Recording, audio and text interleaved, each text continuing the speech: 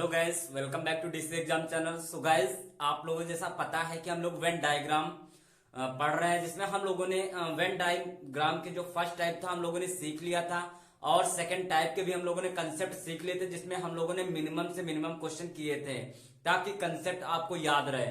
और उस पर आधारित आज हम लोग काफी सारे क्वेश्चन करेंगे और क्वेश्चन के साथ कंसेप्ट भी अपना एक बार रिवाइज हो जाएगा और क्वेश्चन भी हो जाएंगे। और ये क्वेश्चंस मैं फिर बताना चाहूंगा कि आपको ऑल कॉम्पिटिटिव एग्जाम के लिए मस्ट इंपॉर्टेंट क्वेश्चन होंगे, तो प्लीज इन कंसेप्ट का आप लोग रिवाइज जरूर करते रहना ताकि आपका कंसेप्ट अच्छे से बरकरार बना रहे। और अभी तक जिसने भी प्रीवियस वेन डायग्राम के वीडियोस नहीं देखे हैं तो प्लीज डिस्क्रिप्शन में लिंक है, आप लोग देख लीजिए और कंसेप्ट को नोट डाउन कर लीजिए। चलिए क्वेश्चन को हम लोग स्टार्ट करते हैं। जैसा कि यहाँ पर हमारा देखो क्वेश्चन दे रखा है, ये हमारा क्वेश्चन है। क्या दिया है इसमें? दिए गए चित्र का अध्ययन कीजिए और दिए गए प्रश्नों का उत्तर दीजिए। जैसा कि पता है, मैंने बता दिया था एक क्वेश्चन आएगा और उसके कम से कम 2 या 3 क्वेश्चन आपको जवाब देना। एक क्वेश्चन में 3-4 क्वेश्चन देना है, या 3 क्वेश्चन भी पूछ सकता है, 2 क्वेश्चन भी पूछ सकता है। और आपके फ्री के मुफ्त के नंबर रहते हैं जिसमें आप लोग सेकंडों में आंसर दे देंगे। तो यहाँ ये मैंने क्वेश्चन पढ़ दिया है, ये डायग्राम हमारा है और ये हमारे 3 इसके क्वेश्चन दे रखे हैं। अब जो हमारा सर्कल दे रखा है, सर्कल जानते हो किसको प्रदर्शित कर रहा है? सर्कल जो हमारा होता है ग्रामीण को प्रदर्शित कर रहा है, और जो हमारा ये ट्रायंगल दे रखा है ये हमारा रोजगार को प्रदर्शित कर रहा है। लेकिन यहाँ पर ध्यान से देखना, एक हमारा वर्ग दे रखा है, ये देखो हमारा वर्ग दे रखा है ऐसे, ये इतना वर्ग है और ये किसे प्रदर्शित कर रहा है? शिक्षित लोगों को। डी मतलब ग्रामीण वालों को, और ई अरे ये तो हमारे चलो कुल मिला के लेटर अल्फाबेट यहाँ पर दे रखा है, इससे कोई मतलब नहीं है। बस सर्कल ग्रामीण को, रोजगार हमारा ये ट्रायंगल को, और हमारा शिक्षित जो है ये स्क्वायर मतलब वर्ग को प्रदर्शित कर रहा है। तो पहला यहाँ पर क्वेश्चन क्या कह रहा है? पहला क्वेश्चन कह रहा है कि कौन सा अक्षर ऐसे शिक्षित ग्रामीण का प्रतिनिधित्व करता है लेकिन रोजगार नहीं। मतलब इसमें क्या होता है, मैंने बताया था कि कॉमन चीज देखनी है, ठीक है। क्या देखना कह रहा है कि शिक्षित है और ग्रामीण है, इस शिक्षित और ग्रामीण का प्रतिनिधित्व मतलब कर रहे हैं लेकिन रोजगार का प्रतिनिधित्व नहीं कर रहे हैं। मतलब शिक्षित और ग्रामीण में कॉमन मिलना चाहिए लेकिन रोजगार नहीं होना चाहिए। तो चलिए चलते हैं। तो रोजगार वाला तो हमारा ये वाला ट्रायंगल बनना है, तो रोजगार होने नहीं चाहिए, बिल्कुल नहीं होना चाहिए, केवल शिक्षित और हमारे ग्रामीण होने चाहिए। तो देखो ग्रामीण वाला ये वाला पोर्शन इतना बचा हुआ है और ये हमारा शिक्षित वाला ये पोर्शन है, तो दोनों में होना चाहिए। तो देखो ये ग्रामीण वाला पोर्शन, ये हमारा शिक्षित वाला पोर्शन, और दोनों में कॉमन क्या दिख रहा है? बी हमारा दिख रहा है, जो इसमें भी है ग्रामीण वाले में और शिक्षित वाले में भी है। लेकिन ध्यान से देखना, इस ट्रायंगल वाले में नहीं है, इस वाले में नहीं है। बोला भी है कि कौन सा रोजगार नहीं है, तो मतलब इस ट्रायंगल वाले को छोड़ दिया, इन दोनों में जो कॉमन दिख रहा है तो वो बी दिख रहा है। तो हमारा जो आंसर क्या हो जाएगा इसका? बी राइट आंसर इस पहले वाले क्वेश्चन को हो जाएगा, ठीक है। Is it clear? क्लियर। अब दूसरा क्वेश्चन क्या है? दूसरा क्वेश्चन कह रहा है कौन सा अक्षर जो रोजगार तथा ग्रामीण का प्रतिनिधित्व करता है लेकिन इसमें शिक्षित का नहीं। इसमें क्या था? रोजगार का नहीं कर रहा था, लेकिन इस वाले में शिक्षित का नहीं। इसमें 2 चीजें कॉमन, मतलब रोजगार और ग्रामीण, इन दोनों का प्रतिनिधित्व मतलब रोजगार। ये रहा हमारा ट्रायंगल रोजगार और हमारा रोजगार तथा ग्रामीण, इन दोनों में कॉमन दिखना चाहिए लेकिन वर्ग में कॉमन नहीं दिखना चाहिए। तो इन दोनों में अगर देखा जाए तो हमारा कॉमन क्या दिख रहा है? अगर इन दोनों में कॉमन नहीं दिख रहा है, इन दोनों में कॉमन देखा जाए तो यहाँ पर देखो मैंने एक लेटर बनाया नहीं, तो यहाँ पर हम बना दे रहे हैं, यहाँ पर बना देते हैं एफ, यहाँ पर ले लिया मैंने, ठीक है। यहाँ पर नहीं बनाया था तो मैंने एफ ले लिया। तो इन दोनों में कॉमन दिखना चाहिए, ग्रामीण और रोजगार तथा ग्रामीण में, लेकिन शिक्षित में ना हो। तो शिक्षित वाला भाग अगर निकाल दिया जाए तो शिक्षित वाला भाग देखो ये हमारा शिक्षित वाला भाग है ना, इस वाले को इतने पार्ट को निकाल दो जो तो केवल इन दोनों में कॉमन। तो देखो एफ सर्कल के अंदर भी आ रहा है, देखो सर्कल के अंदर भी आ रहा है और इस त्रिभुज के अंदर भी आ रहा है, ट्रायंगल के अंदर भी आ रहा है, ठीक है।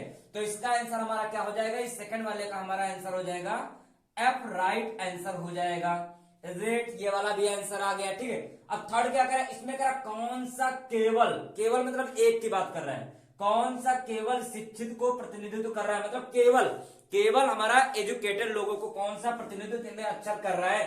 तो देखा जाए हमारा कौन सा? केवल सी ऐसा है जो हमारा केवल शिक्षित में है, मतलब वो किसी में नहीं होना चाहिए। खुद कह रहा है केवल शिक्षित को प्रतिनिधित्व करता है और किसी को नहीं, लिखा नहीं है लेकिन केवल शब्द आया है कि केवल शिक्षित को प्रतिनिधित्व करता है, तो केवल शिक्षित में केवल अकेले अपने में ही होना चाहिए। तो केवल हमारा सी जो है वो अपने ही ट्रायंगल में है, ना तो स्क्वायर इसमें, ना तो सर्कल में है, ना ही हमारे ट्रायंगल में दे रखा, केवल स्क्वायर में अपने में शिक्षित ही है।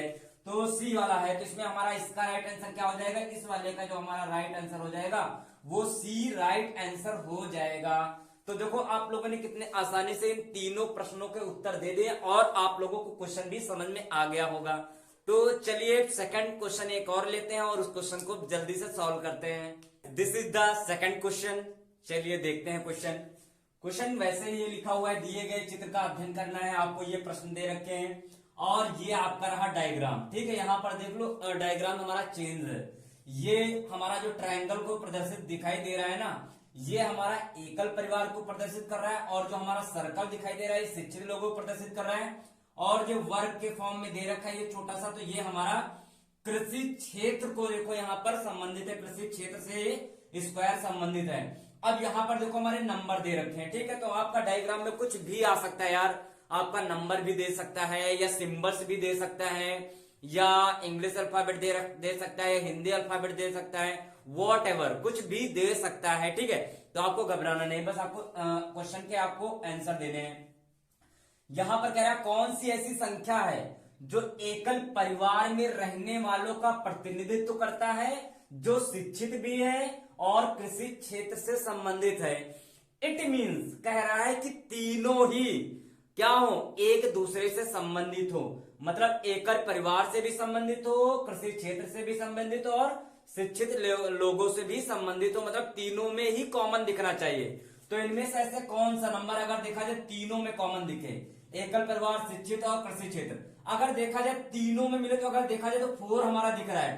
4 देखो वर्ग के अंदर भी है और देखा जाए तो त्रिभुज के अंदर भी आ रहा है, मतलब ये देखो ये हमारा सबके अंदर आ रहा है। ठीक है, तो हमारा 4 त्रिभुज के अंदर भी आ रहा है, सर्कल के अंदर भी आ रहा है, वर्ग के अंदर आ रहा है। तो इसका जो हमारा इस क्वेश्चन जो पूछ रहा है, तो इसका राइट आंसर जो हो जाएगा वो 4 हो जाएगा। इसका राइट आंसर हो जाएगा 4, इसका राइट आंसर हो जाएगा, क्योंकि 4 हमारा तीनों में दे रखा है कॉमन। ठीक है, किसमें दे रखा है, तीनों में, इसका हमारा राइट आंसर तीनों में कॉमन दे रखा है, इसलिए इसका यही आंसर हमारा राइट आंसर होगा। सेकंड क्वेश्चन है, सेकंड क्या रहा, कौन सी संख्या जो कृषि क्षेत्र तथा शिक्षित का प्रतिनिधित्व करता है, कौन सा ऐसा नंबर है जो कृषि क्षेत्र और शिक्षित से संबंधित है। ठीक है, तो केवल 2 में कॉमन दिखना चाहिए, किसमें, कृषि क्षेत्र में और शिक्षित में संबंधित दोनों में दिखना चाहिए। तो ये हमारा कृषि है और ये हमारा शिक्षित है, तो इन दोनों में ऐसा कौन सा नंबर है जो आपस में क्या हो, कॉमन दिख रहा हो। तो ऐसा इसमें कौन सा नंबर दे रखा है, तो देखा जाए तो 8 देखो हमारा इस सर्कल के अंदर भी आ रहा है, 8 जो हमारा है इस सर्कल के अंदर भी देखो आ रहा है और वर्ग के अंदर भी आ रहा है, लेकिन इस त्रिभुज के अंदर नहीं आ रहा है। क्यों, क्योंकि उसके बारे में यहां पर पूछा नहीं है, पूछा है केवल कृषि क्षेत्र और शिक्षित से संबंधित हो। तो हमारा 8 देखो हमारा कृषि क्षेत्र और शिक्षित दोनों से संबंधित है। इस वाले सेकंड क्वेश्चन का जो आंसर होगा वो 8 राइट आंसर हो जाएगा।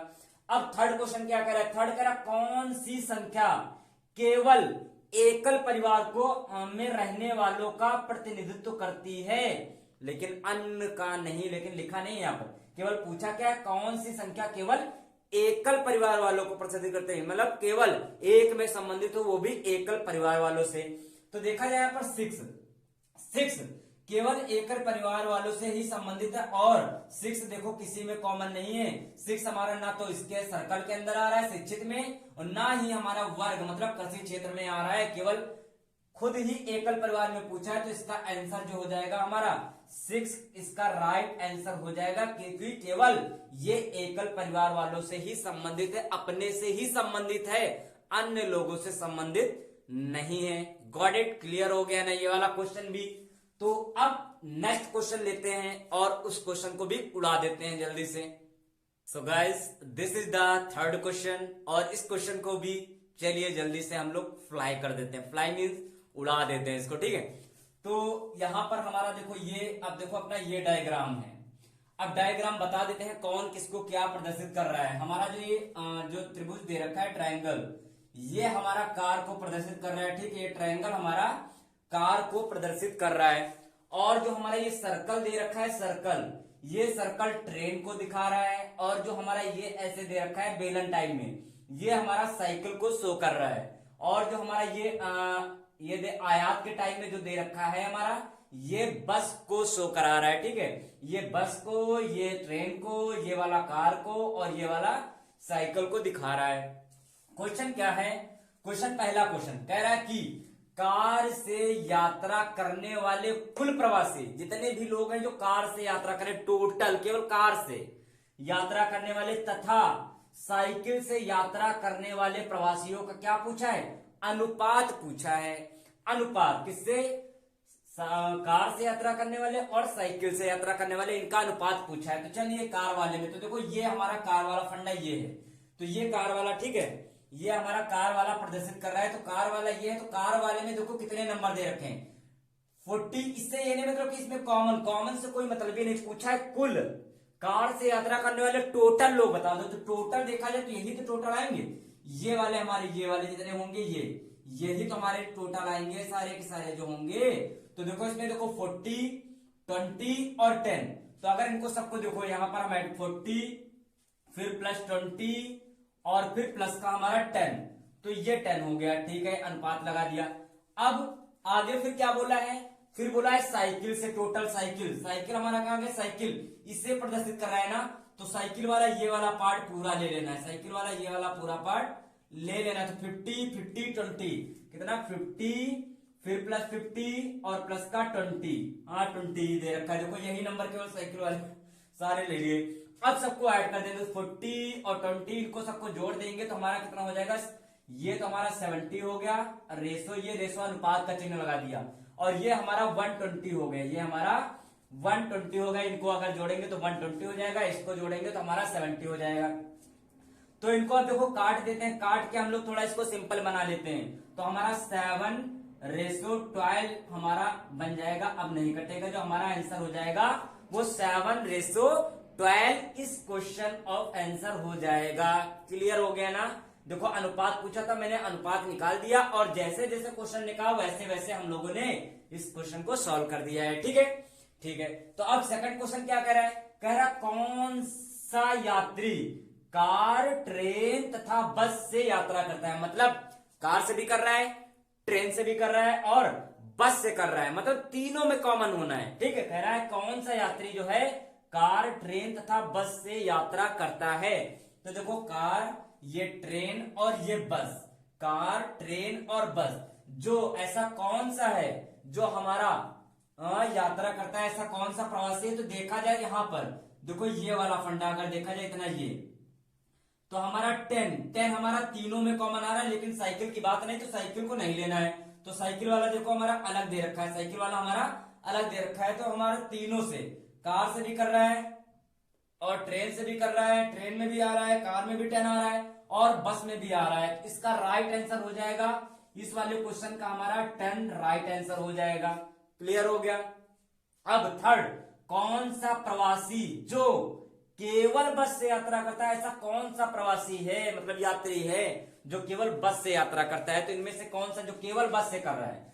तो बस ये डिनोट कर रहा है ना, तो केवल बस से जो यात्रा करने वाला हो केवल अपने में ही रहेगा, वो किसी में कॉमन नहीं रहेगा, क्योंकि केवल शब्द लगा है, केवल बस से यात्रा करता है। तो केवल बस से 100 जो हमारा दे रखा वही केवल बस से हमारा यात्रा कर रहा है। तो इस वाले का जो राइट आंसर हो जाएगा वो क्या हो जाएगा? 100 इस वाले क्वेश्चन का आंसर हो जाएगा। तो दोस्तों ये अपने कुछ जो प्रश्न थे, मैंने प्रश्न के अंदर देखो 3 क्वेश्चन थे जो आप लोगों ने कर लिया है और कंसेप्ट भी समझ लिया है और अच्छे से समझ में भी आ गया होगा।